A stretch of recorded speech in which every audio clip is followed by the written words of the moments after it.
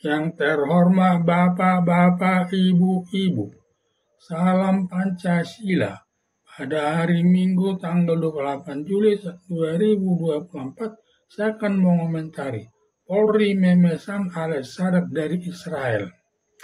Indonesia tidak punya hubungan diplomatik dengan Israel. Dan negara Indonesia, terutama Presiden Joko Widodo dengan Wakil Presiden Ma'ruf Amin, mengutuk Israel alasan kemanusiaan terkait penyerangan Israel kepada jalur Gaza dan Rafah Palestina yang menimbulkan mati masyarakat sipil Hamas mencapai 35.000 orang.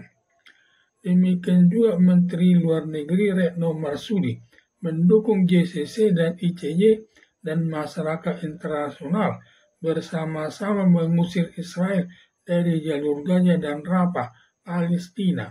Demikian juga Presiden Joko Widodo mengajak dunia Arab melawan Israel, tetapi 9 masyarakat Arab sendiri sudah berteman dengan negara Israel, dan ke-9 negara Arab tersebut antara lain negara Arab Saudi, negara Uni Emirat Arab, negara Mesir, dan seterusnya. Sehingga himbauan Presiden Joko Widodo untuk melawan Israel tidak jadi.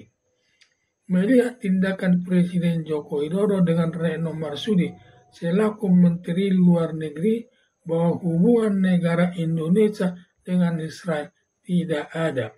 Terbukti kedutaan besar Israel tidak ada di Indonesia. Secara tidak langsung bermusuhan Indonesia dengan Israel. Tetapi lembaga kepolisian Indonesia telah memesan alat sadap dari Israel, karena kalau tidak ada hubungan diplomatik dengan Israel, tidak boleh memesan alat sadap dari Israel.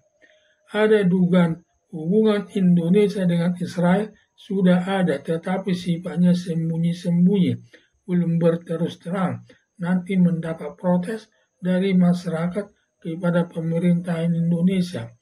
Terbukti ketika 5 pengurus PBNU bertemu dengan Presiden Israel Isaac Herzog yang mendapat protes dari pengurus besar Nahdlatul Ulama, Gus Yahya Stakuf.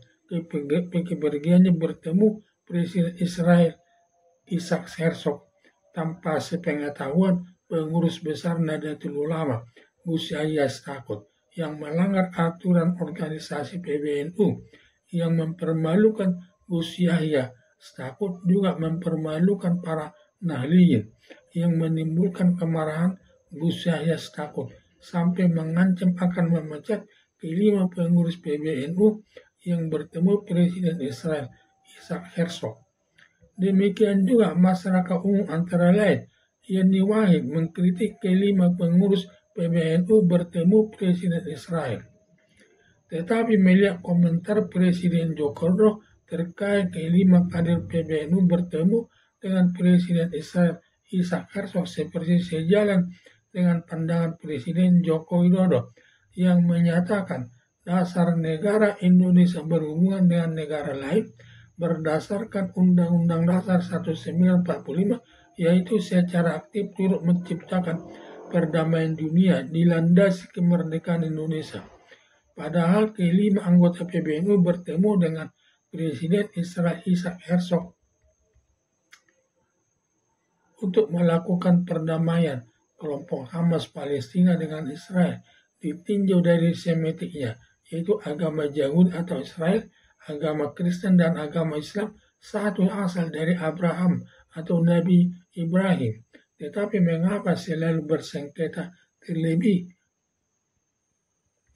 pada waktu penyerahan kelompok Hamas kepada Israel yang sampai masyarakat sipil Israel mati lebih 1.200 orang dan menyandra lebih 200 orang yang disembunyikan di jalur Gaza dan Rafah, dan perbuatan kelompok Hamas begitu biadab.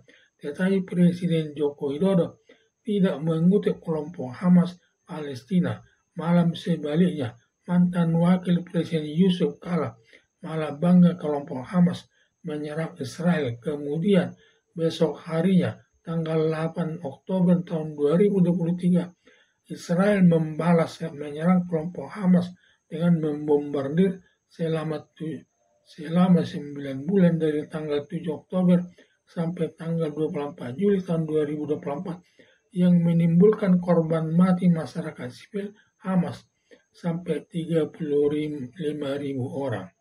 Sampai Presiden Joko Widodo dan Wakil Presiden Ma'ruf Amin mengutuk Israel dengan alasan kemanusiaan, mengingat perang Israel dengan kelompok Hamas yang mati kebanyakan di pihak umat muslim, sehingga kelima anggota PBNU terdorong hatinya melakukan perdamaian Israel dengan kelompok Hamas Palestina. Itulah tujuan kelima anggota PBNU bertemu dengan Presiden Israel Isaac Herzog dengan misi perdamaian.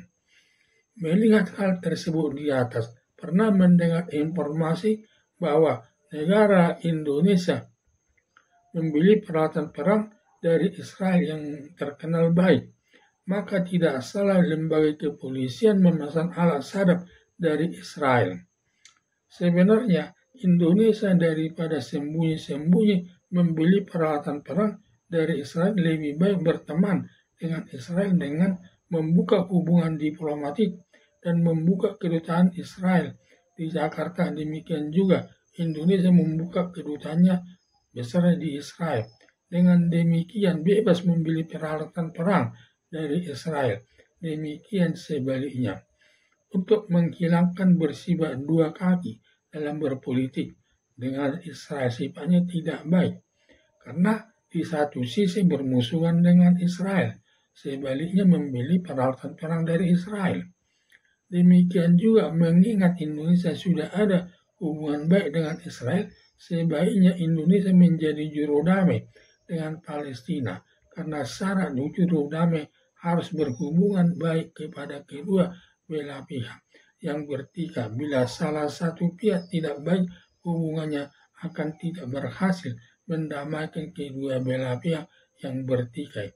Mengingat Indonesia sudah berhubungan baik dengan Israel walaupun sembunyi-sembunyi, demikian juga sudah Indonesia dengan kelompok Hamas sudah baik, maka Indonesia sudah bisa juru damai untuk berteman kelompok Hamas Palestina dengan Israel sehingga mengakhiri peperangan tersebut. Harapan saya sebaiknya negara Indonesia membuka hubungan diplomatik dengan negara Israel agar bebas melakukan tindakan perekonomian baik dalam pembelian peralatan tempur dan kebutuhan lain.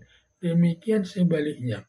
Juga Indonesia bisa jadi juru damai Israel dengan kelompok Hamas Palestina untuk mengakhiri perang Israel dengan kelompok Hamas Palestina menuju perdamaian abadi yang selama ini tidak habis-habisnya perang yang membuat daerah Timur Tengah terlebih daerah Israel di Yerusalem dengan jalur Gaza dan Rafah Palestina tidak pernah tenang, selalu terjadi gejolak perang.